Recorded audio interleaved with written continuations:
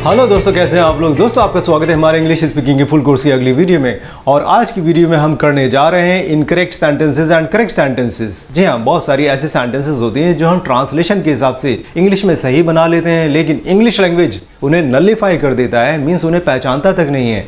English language साफ साफ कहती है कि ये सेंटेंसेस इस तरह से नहीं बनेंगे, हालांकि हमारी ट्रांसलेशन के हिसाब से वो सही बन रहे हैं, जैसे हम हिंदी या उर्दू में सोचते हैं सही हो जाती हैं, लेकिन इंग्लिश में उन्हें बनाने का या फिर कहने का रूल नहीं है। इंग्लिश लैंग्वेज उन्हें नलिफाई करता है, मना करता है कि ये सेंटेंसेस ऐसे ना बनाओ, हम ऐसे कबूल नहीं हैं, हम इस तरह से कबूल हैं। सो वो सेंटेंसेस जो इंग्लिश लैंग्वेज को कबूल नहीं है वो मैंने यहाँ पे लिख रखी हैं, 5-6 सेंटेंसेस हैं, और किस तरह से वो उन्हें कबूल करता है उस तरह से हम दूसरी साइड में लिखने वाले हैं। सो देखते हैं सेंटेंस नंबर 1। सेंटेंस नंबर 1 है आई एम हेटिंग इट, मैं इससे नफरत कर रहा हूँ।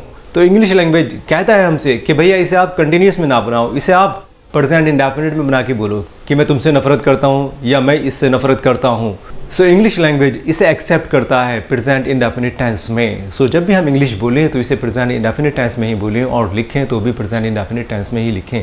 सो प्रेजेंट कंटिन्यूस के हिसाब से आपने सही तो बना दिया आई एम हेटिंग इट, लेकिन उसे चाहिए नहीं, उसे चाहिए कि भाई आई हेट इट बना दीजिए प्रेजेंट इंडेफिनिट के हिसाब से, राइट। तो ये चीज़ें बिल्कुल मना है, तो हम इसे सही कर देते हैं प्रेजेंट इंडेफिनिट के हिसाब से, आई हेट इट।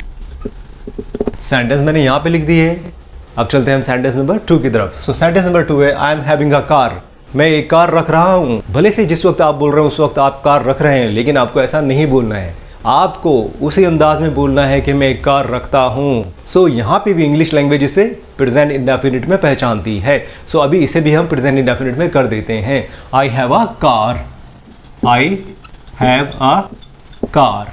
सो इस तरह से ये सेकंड सेंटेंस भी सही हो जाती है इंग्लिश लैंग्वेज के हिसाब से। चलते हैं हम सेंटेंस नंबर 3 की तरफ। आई एम थिंकिंग, मैं सोच रहा हूँ। जिस वक्त आप सोच रहे हो उसी वक्त ये सेंटेंस बोल रहे हो तो आपके हिसाब से सही है, लेकिन इंग्लिश लैंग्वेज के हिसाब से मना है। वो मना करता है कि मुझे ऐसा नहीं चाहिए, मुझे प्रेजेंट इंडेफिनिट में बना के दो, मैं इसे नहीं पहचानता। तो अब इसे भी हम प्रेजेंट इंडेफिनिट में बना लेंगे।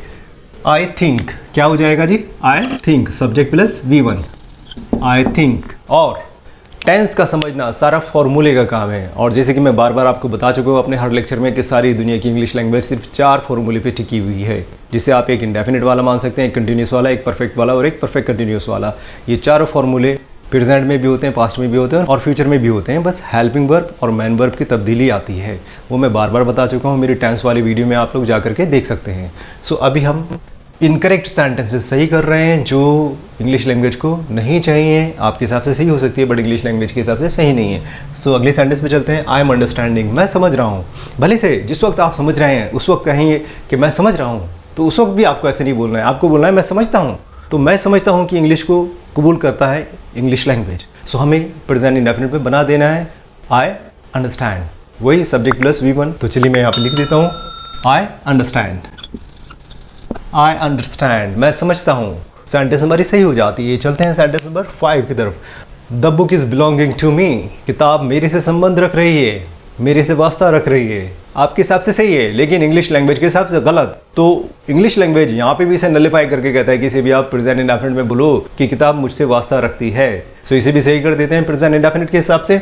The book is belonging to me की जगह the book belongs to me हो जाएगा प्रेजेंट इंडेफिनिट। याद रखिए, the book belongs to me and full stop। So sentence number 5 भी यहाँ पे कंप्लीट हो जाती है। चलते हैं सेंटेंस नंबर 6 की तरफ। So सेंटेंस नंबर 6 है he is resembling his brother, वे अपने भाई की तरह प्रतीत हो रहा है या दिखाई दे रहा है। आप जिस वक्त बोल रहे हैं उसी वक्त वो दिखाई दे रहा है, तो चलो भाई ठीक है, आपने सोच लिया कि प्रेजेंट कंटिन्यूस में बना देते हैं, लेकिन आपकी सोच के हिसाब से इंग्लिश लैंग्वेज नहीं है। इंग्लिश लैंग्वेज अपने हिसाब से बनी है, हम सिर्फ ट्रांसलेशन के हिसाब से समझते हैं उसे। हम इंग्लिश को ट्रांसलेट करते हैं अपने हिसाब से ईजी बनाने के लिए, बट इंग्लिश लैंग्वेज को हम अपने हिसाब से नहीं बना सकते, तो उसी के हिसाब से जाना होगा। सो प्रेजेंट इंडेफिनिट बनाएंगे कि वे अपने भाई की तरह दिखाई देता है या प्रतीत होता है। सो सेंटेंस हो जाएगी he resembles his brother, present indefinite के हिसाब से ही रिजेंबल्स हिज ब्रदर।